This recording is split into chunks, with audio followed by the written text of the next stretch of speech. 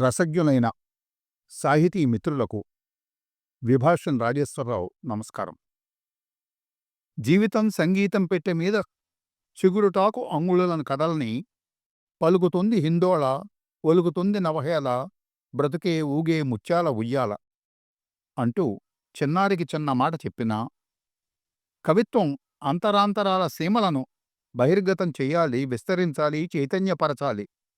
అగ్ని చల్లినా అమృతం కురిసినా అందం ఆనందం దాని పరమావధి కావాలి అంటూ కవిత్వ రహస్యాన్ని మనకు విప్పి చెప్పినా, నా కవిత్వం కాదొక తత్వం, మరి కాదు మీరనే మనస్తత్వం, కాదు ధనికవాదం, కాదు సామ్యవాదం, కాదయ్యా అయోమయం జరామయం అంటూ తన కవిత్వ తత్వాన్ని మన ముందుంచినా, దేవుడా రక్షించు నా దేశాన్ని పవిత్రుల నుండి పతివ్రతల నుండి, పెద్ద మనుషుల నుండి పెద్ద పులుల నుండి, నీతులు 2 నాలుగుల సాచి బుసలు కొట్టే నిర్హేతుక కృపా సర్పాల నుండి, లక్షలాది దేవుళ్ల నుండి వారి పూజారుల నుండి అంటూ దేవునికి మొరపెట్టుకున్నా అది ఆ మహాకవికే చెల్లింది. నా అక్షరాలు కన్నీటి జడులలో తడిసే దయా పారావతాలు, నా అక్షరాలు ప్రజాశక్తుల నావహించే విజయ ఐరావతాలు, నా అక్షరాలు వెన్నెల్లో ఆడుకునే అందమైన ఆడపిల్లలు అంటూ తన భావాలలో పొదిగిన అక్షరాల ఆకృతులను సుస్పష్టంగా మన ముందుంచిన వారు శ్రీ దేవరకొండ బాలగంగాధర్ తిలక్. ఇంకా గాజు కెరిటల వెన్నెల సముద్రాలు, జాజి పువ్వుల అత్తరు దీపాలు, మంత్రలోకపు మణిస్తంభాలు ఇవన్నీ ఆయన కవిత చంద్రశాలలోని విశేషాలే. రహస్య సృష్టి సానువుల నుండి జారిపడే కాంతి జలపాతాన్ని చూపించు, మమ్మల్ని కనికరించు అంటూ ప్రాధేయపడ్డవాడు. మంచిగంధంలాగా పరిమళించే మానవత్వం మాకు ఉన్న ఒకే ఒక అలంకారం అంటూ ఎలుగెత్తి చాటగలిగినవాడు తిలక్. తిలక్ గారి అమృతం కురిసిన రాత్రి సంపుటి ఒక అద్భుత కళాఖండం. అమృతం కురిసిన రాత్రి చదివితే మనందరికీ కవితామృతం గ్రోలినంత ఆనందం కలుగుతుంది. ఉత్తేజంతో, కొత్త వెలుగుతో జీవితాన్ని సరికొత్తగా చూడగల నేర్పు కూడా అలవడుతుంది. 1964 నవంబర్ డిసెంబర్ నెలల ప్రాంతం అని గుర్తు. ఏలూరులోని ప్రభుత్వ ఆసుపత్రిలో ఔషధ్యం చేస్తున్న మా రెండో అన్నయ్య డాక్టర్ మూర్తిగారి వద్దకు వెళ్ళాను. అప్పుడే హాస్పిటల్ నుంచి తన డ్యూటీ పూర్తి చేసుకుని గతికి వచ్చిన మా అన్నయ్య నన్ను చూస్తూనే, ఇప్పుడే తిలక్ గారికి బీపీ చూసి వస్తున్నాను అన్నాడు. ఆశ్చర్యంగా వాడి వంక చూశాను. నిజమే, ఆయన ఇందాక మా చీఫ్ డాక్టర్ పరాత్పర్రావు గారి దగ్గరికి వచ్చి చెకింగ్ చేయించుకున్నారు అన్నాడు.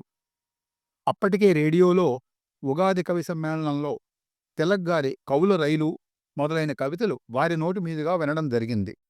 అలాగే ఊరి చివర ఇల్లు దొంగ ఇంకా కొన్ని కథలు కూడా జ్యోతి మాసపత్రికలో చదివాం. మా అన్నయ్య కూడా కథా రచయిత. అప్పటికే 2-3 కథలు వాడి ఆంధ్రప్రభలో ప్రచురించబడ్డాయి. నేనింకా చిత్రగుప్త, కథాంజలి, ప్రజామత లెవెల్లోనే ఉన్నాను. ఒక్క కథ మాత్రం అప్పటికి ప్రభలో వచ్చింది. తిలక్ గారు మా ఇద్దరికీ కూడా ఫేవరేట్ రచయిత. అయ్యో, ఆయన్ని కలుసుకునే అదృష్టం నాకు లేకపోయింది అని నిరాశగా అంటూ ఉంటే, ఇక్కడికి కాస్త దూరంలో గుండిమెడాస్ అని ఒక పుస్తకాల షాప్ ఉంది. అక్కడికి వెళ్ళి తర్వాత తణుకు వెళ్ళిపోవాలని చెప్పారు. పద అక్కడికి వెళ్ళి చూద్దాం, ఉంటే నిన్ను పరిచయం చేస్తాను అంటూ అప్పటికప్పుడు నన్ను మళ్లీ బయలుదేరదీశాడు. గుండిమెడాస్ అనబడే గుండిమెడ వెంకట సుబ్బారావు గారి పుస్తకాల షాపుకు మేము వెళ్లేసరికి నా అదృష్టం కొద్దీ తిలక్ గారు అక్కడే ఉన్నారు. మా అన్నయ్యను చూసి, ఏమిటి డాక్టర్ గారు ఇలా వచ్చారు అంటూ పలకరించారు. చలువు చేసిన తెల్లని బట్టల్లో ఆయన ఎంతో అందంగా హుందాగా ఉన్నారు. వీడు మా తమ్ముడు రాజేశ్వరరావు, హైదరాబాద్ ఆల్విన్ మెటల్ వర్క్స్లో పనిచేస్తున్నాడు. నాలాగే వీడు కూడా మీకు పెద్ద ఫ్యాన్ అంటూ నన్ను పరిచయం చేస్తే నేను ఆయన పాదాలకు నమస్కరించబోయాను. ఆయన నన్ను వారిస్తూ పాదాలు వెనక్కి లాగేసుకున్నారు. ఎంతో ఆప్యాయంగా పలకరించారు. అయితే నవ్వుతూ మాట్లాడుతూ మధ్యలో సడన్గా నవ్వు ఆపేసి కొంత సీరియస్గా అయిపోయేవారు. నేను కథల గురించి మాట్లాడుతూ ఉంటే ఆయన మాత్రం మా అన్నయ్యతో డాక్టర్ పరాత్పర్రావు గారి గురించి, ఇంకా తనకున్న రుగ్మత గురించి ఎక్కువసేపు మాట్లాడారు. ఈ మధ్య మా తణుకు కుర్రాడు వివేకానందమూర్తి మంచి కథలు రాస్తున్నాడు అన్నారు. అప్పటికే చావు, మనోవల్మీకం లాంటి కొన్ని కథలు వివేకానందమూర్తి చదివి ఉన్నాను. అందుకని వాటి మీదకు మా సంభాషణ మళ్ళింది.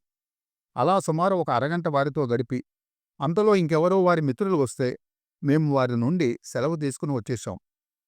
ఆ విధంగా ఆ మహానుభావునితో ఆ గొప్ప రచయితతో కొద్దిసేపు గడిపే అదృష్టం నాకు దక్కింది.